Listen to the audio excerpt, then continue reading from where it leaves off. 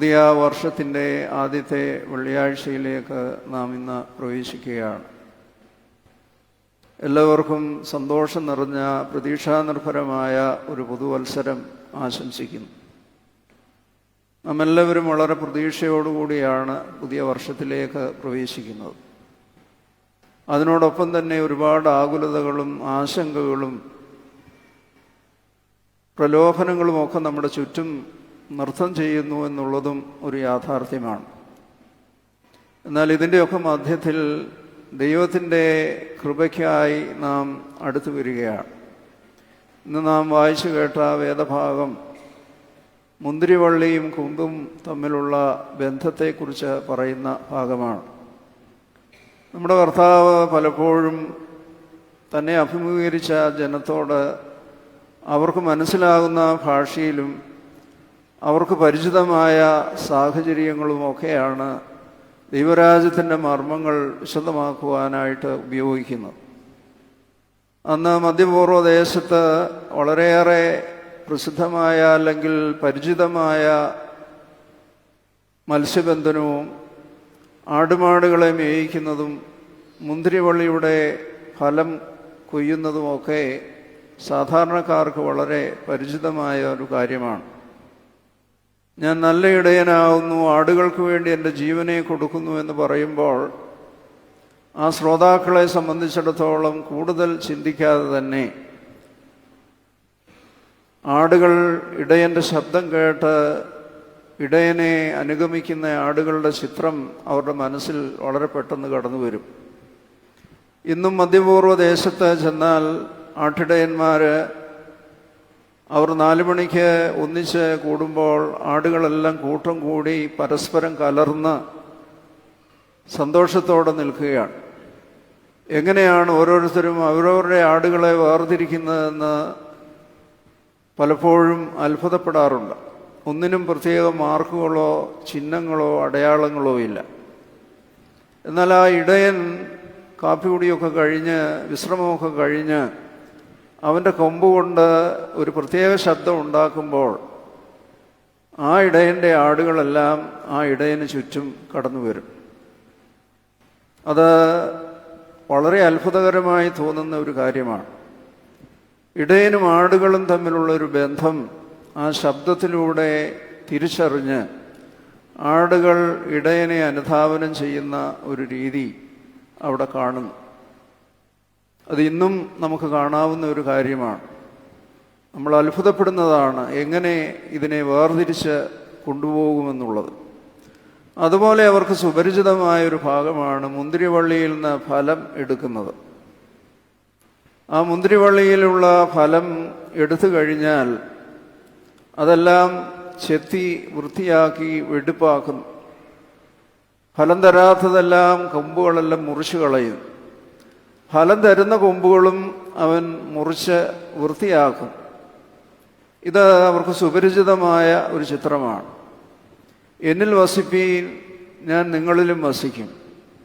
കൊമ്പിൽ വസിക്കാതെ നിങ്ങൾക്ക് ഫലം നൽകുവാനായിട്ട് ഒക്കുകയില്ല. ആ തായ്തടിയോടുള്ള ബന്ധത്തിലാണ് ആ കൊമ്പുകൾ ഫലം കായ്ക്കും. എത്ര അത്ഭുതകരമാണ്! ഭൂമിയിലെ ഓരോ വൃക്ഷങ്ങളും ഈ മണ്ണിൽ നിന്ന് അവർക്ക് ആവശ്യമുള്ളതെടുത്ത് അതിൻ്റേതായ ഫലം നൽകുന്നു എന്നുള്ളത് ശ്രദ്ധിക്കുമ്പോഴാണ് അതിൻ്റെ അത്ഭുതം മനസ്സിലാകുന്നത്. ഒരു മുളക് ഈ മണ്ണിൽ നിന്ന് വെള്ളവും വളവും ഒക്കെ വലിച്ച് ഒരു മുളക് എരിയും ഒക്കെയുള്ള മുളക് അതിൻ്റെ സുന്ദരമായ ആകൃതിയിൽ സൃഷ്ടിക്കുമ്പോൾ അതിനപ്പുറത്ത് നിൽക്കുന്ന പാവൽ അതേ മണ്ണിൽ നിന്ന് കയ്പുള്ള പാവയ്ക്ക ഉണ്ടാകും. അതിനപ്പുറത്ത് നിൽക്കുന്ന മാവ് അതേ മണ്ണിൽ നിന്ന് മാധുര്യമൂറുന്ന മാങ്ങ നമുക്ക് നൽകുന്നു. എല്ലാം നിൽക്കുന്നത് ഈ മണ്ണിലാണെങ്കിലും അതിനോരോരുത്തർക്കും ആവശ്യമായത് അത് സ്വീകരിച്ച് അതിൻ്റെ നിയോഗമനുസരിച്ചുള്ള ഫലം നൽകുന്നു എന്നുള്ളതാണ്. അതുപോലെയാണ് നമ്മളെ ഓരോരുത്തരെയും ദൈവം ഈ ലോകത്തിൽ സൃഷ്ടിച്ചിരിക്കുന്നത്. ഞാൻ പല അവസരങ്ങളിൽ സൂചിപ്പിച്ചിട്ടുള്ളതാണ്. ദൈവം നമ്മെ ഓരോരുത്തരെയും വളരെ സൂക്ഷ്മതയോടുകൂടിയാണ് സൃഷ്ടിച്ചിരിക്കുന്നത്. We are all distinct and unique. ഈ 850 കോടി ജനങ്ങളിൽ നമ്മൾ വ്യത്യസ്തരായി നിൽക്കുകയാണ്. നമ്മുടെ തലമുടിയായാലും നമ്മുടെ മുഖഭാവമായാലും നമ്മുടെ കയ്യിലെ രേഖകളായാലും എല്ലാം വ്യത്യസ്തമാണ്. ആധുനിക ശാസ്ത്രം ഇപ്പോഴാണ് അതിനെക്കുറിച്ച് പഠിക്കുകയും കണ്ടുപിടിക്കുകയും ഒക്കെ ചെയ്തെങ്കിലും ദൈവം അത്ര അത്ഭുതകരമായിട്ടാണ് നമ്മെ സൃഷ്ടിച്ചിരിക്കുന്നത്. അതുകൊണ്ട് തന്നെ നമ്മൾ ദൈവത്തോട് ഉത്തരം പറയാൻ ബാധ്യസ്ഥരാണ്. ദൈവം നമ്മളോട് ചോദിക്കുമെന്നുള്ളതിൻ്റെ ഒരു അടയാളമാണ് ഈ നശിച്ചു പോകുന്ന ശരീരത്തെ പോലും അത്ര സൂക്ഷ്മതയോടെ സൃഷ്ടിക്കുക. ഇവിടെ ഇരിക്കുന്ന 500 പേരുടെ തലമുടി എടുത്ത് പരിശോധിച്ചാൽ അത് 500ഉം വ്യത്യസ്തമാണ്. അത് ആരുടെയാണെന്ന് കണ്ടുപിടിക്കാൻ ഇന്ന് ശാസ്ത്രത്തിന് സാധിക്കും. അത്രമാത്രം സൂക്ഷ്മതയോടെ സൃഷ്ടിച്ച് ഈ ലോകത്തിലേക്ക് അയക്കുമ്പോൾ ചിലപ്പോൾ ചില പ്രതിസന്ധികളുടെ മധ്യത്തിലായിരിക്കും നമ്മളായിരിക്കുന്നത്. ചിലപ്പോൾ ചില പ്രലോഭനങ്ങളുടെ മധ്യത്തിലായിരിക്കും നാം ആയിരിക്കുന്നത്. ചിലപ്പോൾ നമുക്ക് താങ്ങാൻ വയ്യാത്ത രോഗത്തിൻ്റെ മധ്യത്തിലായിരിക്കും. ചിലപ്പോൾ വളരെ സന്തോഷകരമായ അനുഭവത്തിലാകാം. എവിടെയായാലും നമ്മളെ കൊണ്ട് കൊടുക്കാവുന്ന ഫലം കൊടുക്കുവാൻ തക്കവണ്ണം നിരാശ കൂടാതെ പ്രത്യാശയോട് അടുത്ത് വരണമെന്നുള്ളതാണ് ദൈവം തമ്പുരാൻ നമ്മളോട് പറയുന്നത്.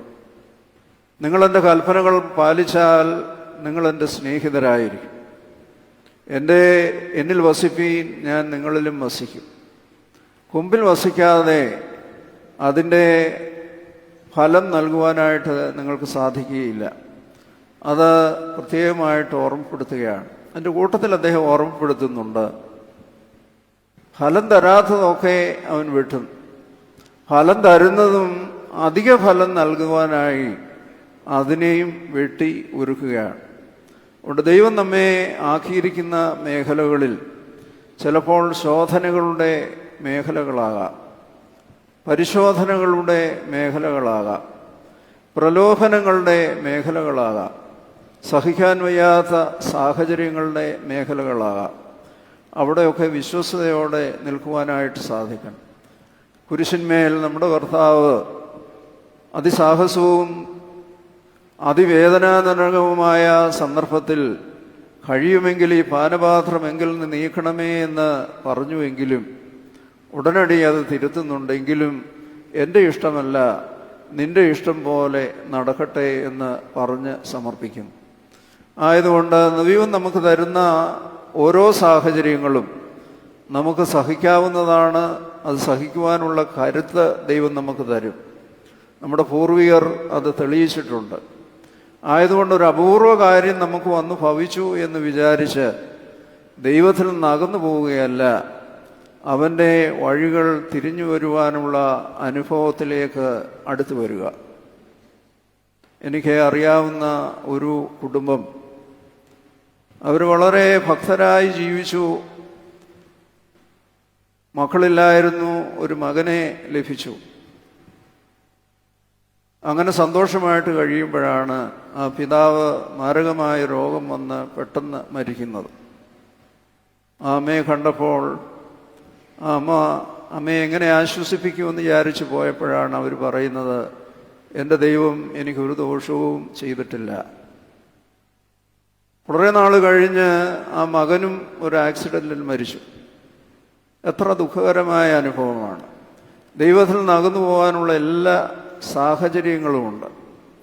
ആ അവസരത്തിലും ആ അമ്മ പറഞ്ഞു, എൻ്റെ ദൈവം എനിക്ക് ദോഷമായിട്ടൊന്നും ചെയ്യുകയില്ല, അവൻ ഇന്നും എന്നെ പരിപാലിക്കും. ആ പ്രത്യാശ, in spite of all difficulties, എല്ലാ പ്രതിസന്ധികളുടെയും വേദനകളുടെയും മധ്യത്തിൽ നല്ലൊരു സാക്ഷ്യം കൊടുക്കുവാൻ തക്കവണ്ണം നമുക്ക് സാധിക്കുമ്പോഴാണ് നമ്മുടെ ജീവിതം സമാധാനപൂർണമായി തീരുന്നത്.